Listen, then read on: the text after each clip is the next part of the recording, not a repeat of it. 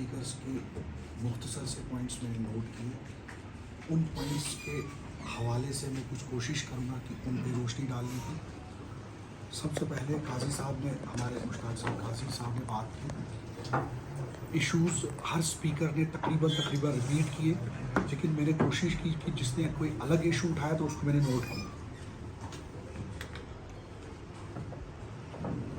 तकरीबन पिछले 1.5-2 घंटे से हम यहाँ बैठे हैं। सबसे पहले मैं आपका शुक्रिया अदा करूँगा कि आपने यहाँ तशरीफ़ लाई और हमें मौका दिया कि अपने एक्सपीरियंस से, अपनी विज़डम से एक बाबरकत महफ़िल इसको बनाया, पुरनूर महफ़िल बनाया। उसके लिए बहुत बहुत शुक्रिया। सबसे पहले जो बात आई कोर्ट केस की पीएम साहिबा के साथ, अगर मैं उसमें कोई भी बात करूं या कोई फ़ैसला दूं तो वो कोर्ट के ऑर्डर्स की कंटेम्प्ट होगी। सबजुडिस है, मैं उसमें कोई फ़ैसला नहीं दूंगा। मैं उसमें कोई फर्दर डिस्कशन, बहुत सारी डिस्कशन हो चुकी है। अलबत्ता जो आपने राय दी मैंने वो नोट की। उसको हम, उस राय को मैं ऑनरेबल चेयरपर्सन डॉक्टर इंद्राबी साहिबा के पास और ऑनरेबल बोर्ड मेंबर्स के पास, बाहसीत मेंबर सेक्रेटरी उस वक्त बोर्ड का, उनके सामने रखूँगा। उस पर डिस्कशन होगा। जो भी बोर्ड का फ़ैसला होगा मैं उसको प्रैक्टिकली इम्प्लीमेंट करने की कोशिश करूँगा।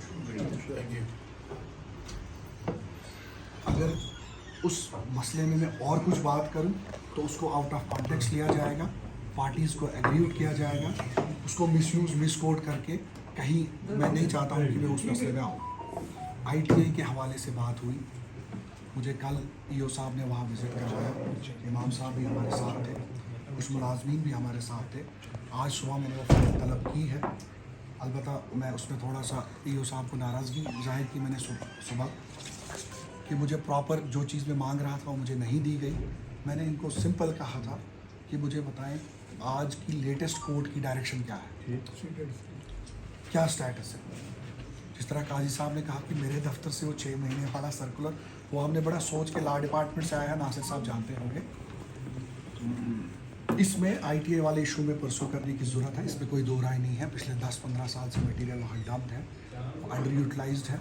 उसको क्या करने की ज़रूरत है, कोर्ट का क्या स्टेटस है, कोर्ट के ऑर्डर्स का हम बाज़ाब्ता उसको जो है स्टडी करेंगे और जो भी उसमें लीगल रेमेडी निकलती है कोशिश करेंगे जल्द अज जल्द उसको हम गैनफुली यूटिलाइज़ कर सकें।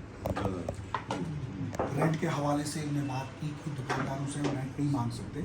आपकी नोटिस के लिए इस बोर्ड ने जब ये 2022 में तश्कील हुआ, कॉन्स्टिट्यूट हुआ, बोर्ड ने बहुत कुछ तारीखी फ़ैसले लिए हैं, जिसमें एक फ़ैसला ये भी था कि रेंट रिवीजन हुआ। एक रेंट रिव्यू कमेटी बैठी आरआरसी, बोर्ड ने कुछ रेट्स फिक्स किए। एक तो मार्केट रेट्स होते हैं, एक स्टैम्प ड्यूटी रेट्स होते हैं। बोर्ड ने अपने रेट्स फिक्स किए और बड़े जेन्युइन जायज़ रेट्स।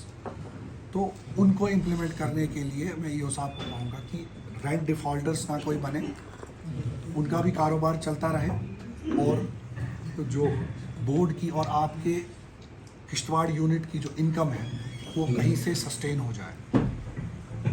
इनकम इश्यूज़ पे इनने बात की और फाइनेंशियल हेल्थ ऑफ इंस्टीट्यूशंस पे इनने बात की।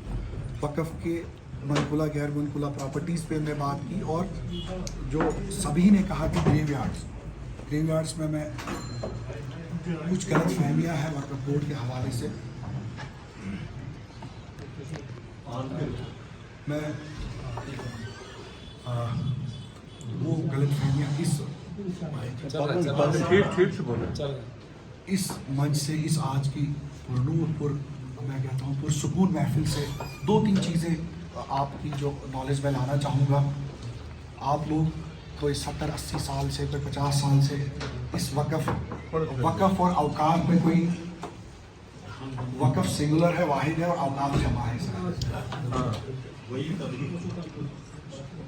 जिस प्रॉपर्टी पे भी, चाहे वो कब्रिस्तान है, चाहे मस्जिद है, चाहे ज़ियारत है, जिस लैंड पे भी कोई भी इस्लामिक एक्टिविटी की जाए, ट्रेडिशन, कस्टम, जुरिस्प्रूडेंस के हिसाब से वो वक़्फ़ लैंड है।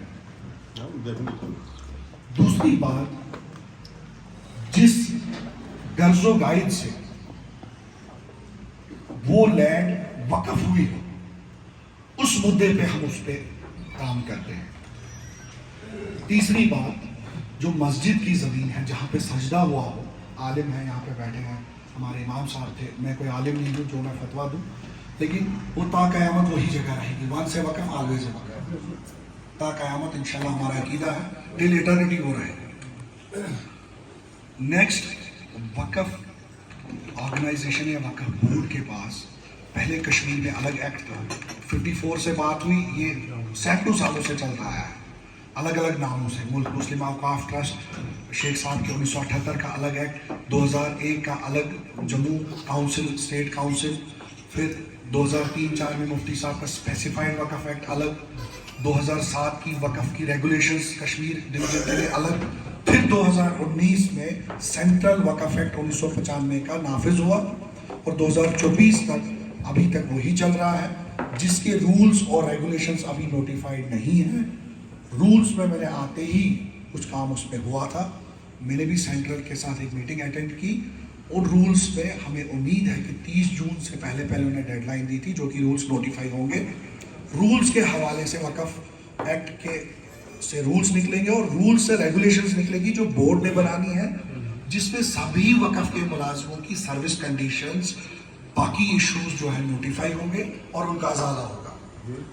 रूल्स तकरीबन 30 जून से पहले नोटिफाई होंगे इंशाल्लाह, और उसके बाद 2-3 महीने रेगुलेशंस बन चुकी हैं, लेकिन उसको रिफाइन करने के लिए लॉ डिपार्टमेंट से वेट कराना होता है, एडमिनिस्ट्रेटिव डिपार्टमेंट से, लेकिन वक़फ़ बोर्ड उसको नोटिफाई करेगा।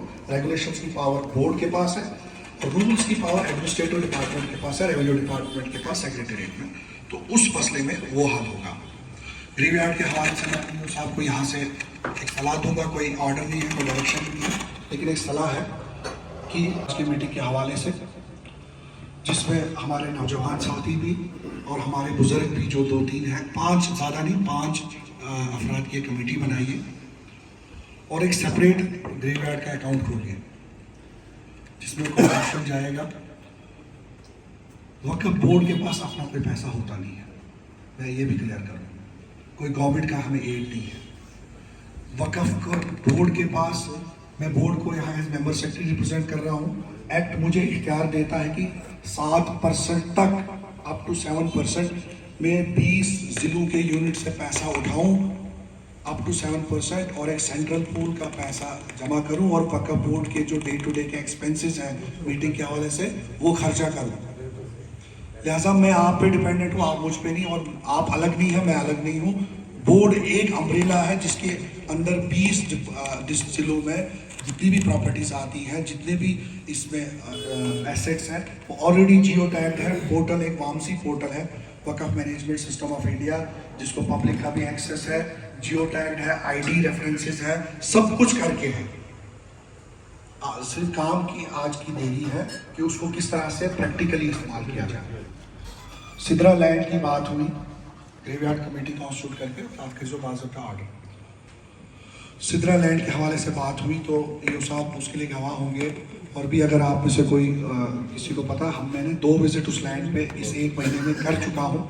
मैंने काजी साहब का नक्शा भी देखा है जिसमें इनने 32 फ्लैट्स जो ट्रिपल फ्लैट्स वगैरह का बनाया था। मैं थोड़ा माफ़ी चाहूँगा, मैं उससे थोड़ा सा इख्तलाफ नहीं, मेरी राय है। मेरे 3 उसमें ऑनरेबल चेयरपर्सन साहिबा के साथ भी ये डिस्कस हुआ है, बोर्ड में भी हुआ है, हमारे 3 एसेट्स वहाँ बनने चाहिए। जो हमारा नज़रिया है, आप इत्फाक रखेंगे, आप उसमें कुछ तरमीम करवाना चाहते हैं, कुछ सलाह देना चाहते हैं, उसके लिए वेलकम है। एक हमारा एक state of art guest house वहाँ 2 कमरों या 3 कमरों पे मुश्तमिल जो हो वो बने। दूसरा, फ्लैट्स का इन्होंने जो कहा वो 3, मैं थोड़ा उसमें एरिया ज़्यादा था, हम उसमें एरिया कम कर रहे हैं। 1, 2 और 3 बेडरूम के 3 टावर्स के फ्लैट्स बने।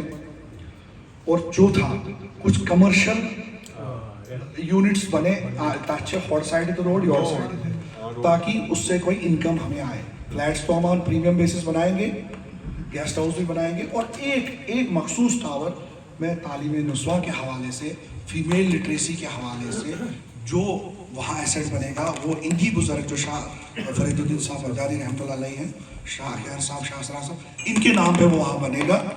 और हमारा ये नज़रिया था कि جو یہ ارسٹوائل چناب ویلی کے 3 ڈسٹرکٹس ہیں بالخصوص سبھی آ سکتے ہیں، لیکن پرائرٹی ان کو رہے گی کہ گرلز جو ہائر ایجوکیشن 12ویں کے بعد پرسو کرتے ہیں وہاں کچھ نامنل چارجز پہ ان کی کچھ ہاسٹل یا کچھ ایسی فیسلٹیز کریٹ ہو جس سے وومن ایجوکیشن جو ہے وہ پروموٹ ہو سکے. سدرا لینڈ پہ ہم آلریڈی کام کر رہے ہیں، میں نے نقشہ بھی اس میں بنوایا ہے کنسلٹنٹ سے.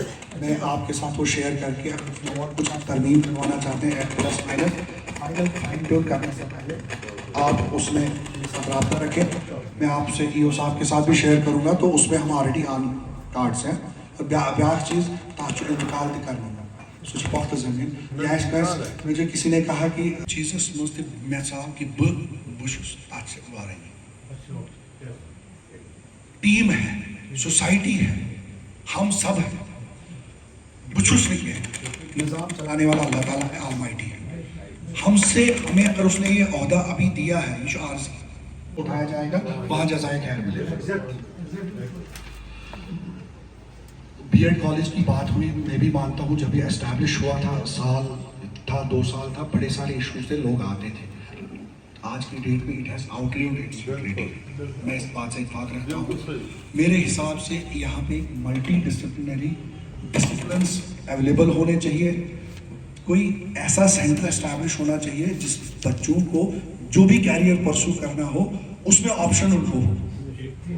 چاہے یہ آف لائن کیمپس ہی بنے، صرف ایگزام تو نہیں ہوتی ہے کہ ہم سب کو اکاموڈیٹ نہیں کر پائیں گے ہر ایک ڈسپلن میں، لیکن کانتو سینٹر کانتو ادارے. میں ڈاکٹر صاحب سے جو امریکہ میں ہے وہاں بھی ٹوئمز مڈل ایسٹ وہاں بھی ساؤتھ انڈیا میں بھی کوئی ہے وہاں سے بھی، اور حیدرآباد کیرلا وغیرہ یہ state of art schools institutions اس پہ ہم نے آلریڈی بات چل رہی ہے ہماری. راجوری میں ہم ایک اسکول کے لیے مجھے under the direction of honourable chairperson صاحبہ کی ہم وہاں ایک اسکول کا جو ہے وہ کانسیپٹ بنا رہے ہیں. میں آپ سے گزارش کروں گا کہ آپ تھوڑا سا اس میں ہمیں ریسرچ میں مدد کریں تاکہ اس باتوں کو نتیجس پہ اور جو آج کی سوسائٹی کی ایجوکیشن کے حوالے سے ڈیمانڈ ہے اس حوالے سے ہم انسٹیٹیوٹ جو ہے اسٹیبلش کر پائیں. اسکول فی ریشنلائزیشن کی بات ہوئی اور بیکری ایشو بڑا اچھا یہ کیا. میں پھر کہوں گا میں کوئی مفتی نہیں کہ میں فتویٰ کوئی دوں، لیکن